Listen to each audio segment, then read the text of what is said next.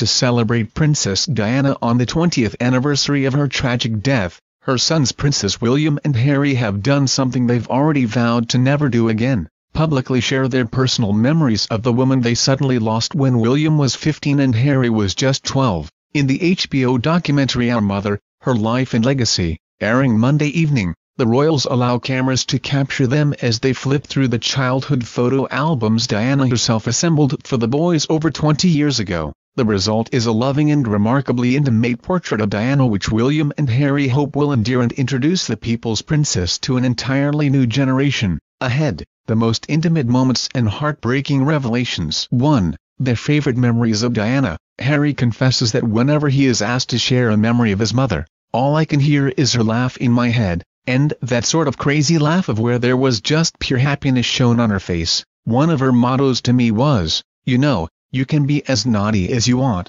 just don't get caught." William reveals how Diana loved naughty greeting cards, and took great joy in sending them to her son at boarding school. He also recalls how Diana once surprised him by arranging for Cindy Crawford, Naomi Campbell, and Christy Turlington, the very supermodels whose images were wallpapered on his bedroom wall, to be at home when he returned from school. "I was probably 12 or 13 at the time," William says of the surprise.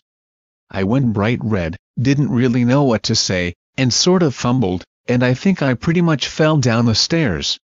I was completely and utterly sort of awestruck." That was a very funny memory that's lived with me forever about her, loving and embarrassing and being the sort of the Joker. 2. Their final phone call. The film's more heartbreaking moments arise when William and Harry, for the first time publicly, discuss their final phone call with their mother, received when the boys were on holiday with their father's family. When she called from Paris, the boys had not seen their mother in weeks, but were so engrossed in a game with their cousins that they did not have much time for their mother on the phone. "I can't really necessarily remember what I said, but all I do remember is, regretting for the rest of my life how short the phone call was," Harry says. "I have to sort of deal with that for the rest of my life, not knowing that that was the last time I was going to speak to my mum, and how differently that conversation would have panned out if I'd had even the slightest inkling that her life was going to be taken that night. Harry and I were in a desperate rush to say goodbye. See you later, can I go off?" William adds, "If I've known what was going to happen, I wouldn't have been so blaze about it." That phone call sticks in my mind quite heavily. 3. Harry recalls what it felt like to get a hug from his mom. "She would just engulf you and squeeze you as tight as possible," Harry says in the documentary. "And being as short as I was then, there was no escape. You were there and you were there for as long as she wanted to hold you. Even talking about it now I can feel the hugs that she used to give us and, I miss that. I miss that feeling. I miss that part of a family. I miss having that mother to be able to give you those hugs and give you the compassion that I think everybody needs." 4. Harry meets two people who interacted with his mother more recently than he did. In the documentary, Harry meets two landmine victims, Zarko Peric and Malik Broderick, whom Diana met on her last mission to Bosnia, after she bid farewell to her boys so they could spend the summer holiday with their father. Noting the strangeness of this timeline, Harry tells Peric and Broderick, "Well, you saw my mother more recently than I did, I guess." 5. William reflects on his good fortune to have been Diana's son. "Losing someone so close to you is utterly devastating, especially at that age," William remarks. "There's not many days that go by that I don't think of her. I have a smile every now and again when someone says something, and I think that's exactly what she would have said, or she would have enjoyed that comment. So they always live with you people, you lose like that. I give thanks that I was lucky enough to be her son and know her for the 15 years that I did," he continues.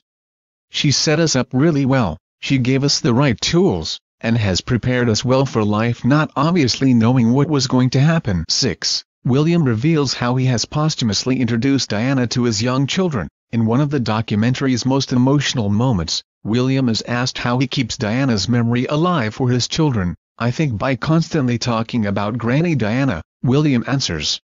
"So we've got more photos up around the house now of her, and we talk about her a bit and stuff, and it's hard, because obviously Catherine didn't know her, so she cannot really provide that level of detail, so I do regularly, putting George or Charlotte to bed, talk about her and just try and remind them that there are two grandmothers. There were two grandmothers in their lives, and so it's important that they know who she was and that she existed. As if that were not heartbreaking enough, William continues by joking about what it would be like if Diana were around today. She'd be a nightmare grandmother. She'd love the children to bits, but she'd be an absolute nightmare. She'd come in, probably around bath time, cause an amazing amount of scene, bubbles everywhere, bath water all over the place, and then leave. 7. William reveals that he felt his mother's presence during his 2011 wedding. When it came to the wedding, I did really feel that she was there, he says.